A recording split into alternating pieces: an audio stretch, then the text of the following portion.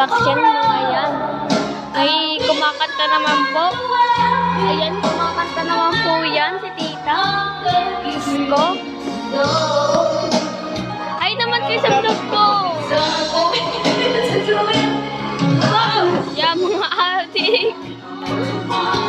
Adik na sila guys. Labas lang tayo.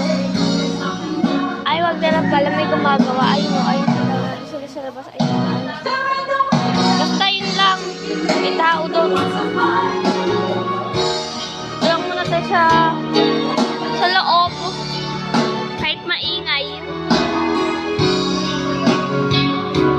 Oh my God. Pag ako talaga, napadyalis ako dito. Char. Wag naman. Yun lang.